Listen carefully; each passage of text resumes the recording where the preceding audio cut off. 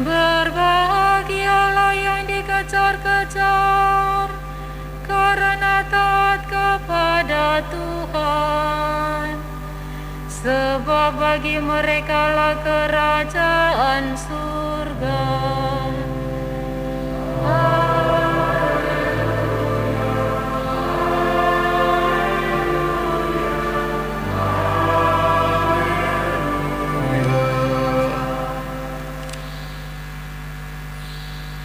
Tuhan bersamamu dan bersamamu. Inilah Injil Yesus Kristus menurut Matius. Dimuliakanlah Tuhan. Sekali peristiwa, sampailah berita tentang Yesus kepada Herodes, raja wilayah. Maka ia berkata kepada pegawai-pegawainya, "Inilah Yohanes Pembaptis. Ia sudah bangkit dari antara orang mati, dan itulah sebabnya kuasa-kuasa itu bekerja di dalamnya." Sebab memang Herodes telah menyuruh menangkap Yohanes, membelenggu dan memenjarakannya, berhubung dengan peristiwa Herodias, istri Filipus, saudaranya. Sebab Yohanes pernah menegur Herodes, "Tidak halal engkau mengambil Herodias." Herodes ingin membunuhnya, tetapi ia takut kepada orang banyak dan yang memandang Yohanes sebagai nabi. Tetapi pada hari ulang tahun Herodes, menarilah putri Herodias di tengah-tengah mereka dan menyenangkan hati Herodes, sehingga Herodes bersumpah akan memberikan kepadanya apa saja yang dimintanya. Maka setelah dihasut oleh ibunya, putri itu berkata, "Berikanlah kepadaku di sini kepala Yohanes Pembaptis di sebuah talam." Lalu sedihlah hati raja. Tetapi karena sumpahnya dan karena tamu-tamunya, diperintahkannya juga untuk memberikannya. Disuruhnya orang memenggal kepala Yohanes di penjara dan membawanya di sebuah talam. Lalu diberikan kepada putri Herodias, dan putri Herodias membawanya kepada ibunya. Kemudian datanglah murid-murid Yohanes Pembaptis, mengambil jenazah itu dan menguburkannya. Lalu pergilah mereka memberitahu Yesus. Demikianlah Injil Tuhan. Terpujilah Kristus.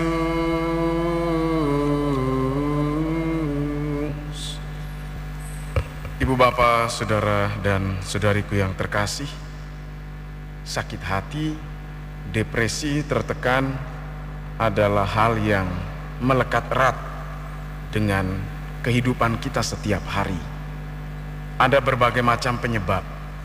Apakah itu kritikan orang, ataukah kenyataan hidup yang tidak sesuai dengan harapan, tidak sesuai dengan apa yang kita angan-angankan. Nah, hari ini kita mendengar kisah Herodes dan juga kisah Santo Ignatius Loyola. Dua orang ini sama-sama sakit hati atau depresi. Yang pertama Herodes, dia sakit hati karena dikritik oleh Yohanes Pembaptis. Dan dia dendam. Seorang raja dikritik hanya karena dia mengambil istri Filipus, saudaranya. Dan yang kedua, Santo Ignatius Loyola juga sangat tertekan depresi karena ia mengalami luka yang parah, padahal cita-citanya menjadi perwira yang terkenal, perwira yang hebat. Nah, ibu bapak saudara-saudari yang terkasih, perbedaannya adalah ketika Herodes sakit hati, ia ujung-ujungnya membunuh Yohanes Pembaptis. Tetapi Ignatius Loyola justru menjadi orang kudus yang luar biasa. Perbedaan ini terletak pada cara mengolah sakit hati. Kalau sakit hati, depresi, persoalan yang ada itu tidak diolah secara benar, maka hasilnya adalah bunuh diri, gila, atau juga seperti Herodes tadi, melakukan tindakan yang nekat, membunuh orang.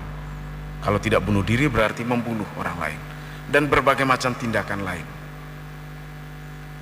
Tetapi Ignatius Loyola mengolahnya secara benar.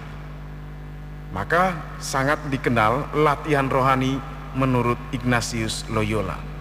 Bagaimana ia berusaha untuk merenungkan kembali, membangkitkan kembali daya ingatnya tentang pengalaman-pengalaman masa lalu, terutama pengalaman yang menyakitkan, dan berusaha mengawinkannya, memadukannya dengan apa yang mau Tuhan bicarakan, apa yang mau Tuhan sampaikan, apa rencana Tuhan dengan peristiwa ini.